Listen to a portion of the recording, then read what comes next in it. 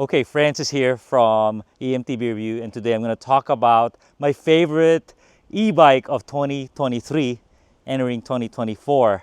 I've tested about 30 to 40 mountain bikes and commuter bikes, and this is the special one. This is the favorite. This is called the Specialized Globe Haul Longtail cargo bike. They also have a ST called Short Tail if you just need a commuter, and this bike is special. One, because it was designed from the ground up as a cargo bike. It has two weaknesses that kind of bothered me throughout the year, but now I found a solution for both of them, so I'm going to tell you about it. But first, I'm going to show you why it's so special. Basically, it's a lifestyle bike. It's a car replacement bike. It's something that fits your lifestyle. And what I'm doing today is an example of its power. So it has a payload capacity of like 350 pounds, including my weight. That means I can carry a lot of cargo. And where I am right now is at the crawl spot. I'm merging all my hobbies together, my YouTube channels, RC Review and Drone Tech Review.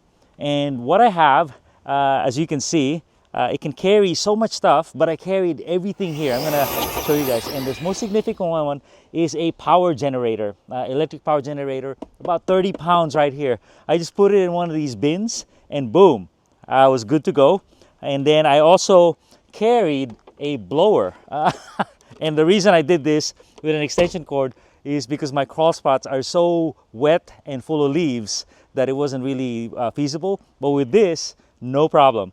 Okay, the other things I carried are like 4 cars. So a brand new car over there, a big car, and maybe right here, let me show you some cars that I'm testing. So they all fit in the Globe Haul Longtail. And a couple more things that I carried, a backpack, I just put it in the bins. And all you need, all these bins are so, what do you call that? Adaptable. Basically, they're so easy to take on and take off. I call them little garbage bins, but there's, so functional. In fact, one of the things I did during the big storm is my fence broke down, and while I was reinforcing it, I had to go to the back fence kind of far away. So what I did is I filled one bin with water and one bin with cement, and instead of walking, I was able to just go to the location of the action.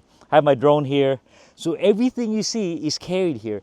And I live about 3-4 miles away. I could have used my car, but the parking lot is so far away. So right now, everything is right where the action is. So it brings your lifestyle right to where the action is. So that's why it's so good. It also has a throttle, which is super cool because when you're starting out and you're carrying 200 pounds of capacity, it's hard to start at a stoplight. Bell, light, I feel really safe on this thing. So what are the two weaknesses? The two weaknesses I'll tell you about is this thing is built like a truck. It is so solid that the ride is harsh, and it's got small wheels that the ride is harsh. So I always advise people, hey, instead of 30 psi, put 10 psi.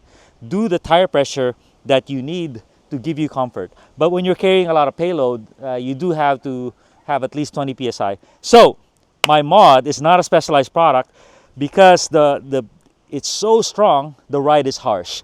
On the short tail, very harsh. On the long tail, a little bit harsh. So what I did was I just added this little feature. What is it? It's just a little suspension seat post. It is so cool. It just takes the shock out of your back as you're riding through potholes, curbs, and whatnot.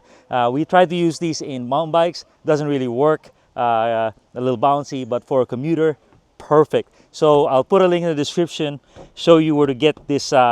It's not expensive. It's like 60, 70 bucks. I think every electric commuter bike should have one. The other thing that frustrated me is flat tires. These tires are protected. They're called Carless Whisper. But in occasion, because you're taking it to dirt and whatnot, you'll get a flat tire, especially on goat head season. So look at this. When you get a flat tire here, you're in trouble. You're in trouble. I call myself a very good flat tire changer, but to just get this wheel out requires a lot. It's a hub motor, so there's an electrical connection. It's underneath all this stuff. It is a big problem fixing a flat tire. And this bike weighs close to 100 pounds the way it's equipped. So you have to flip it over. It's like a 2-hour operation. So what I have for you guys is something that really works.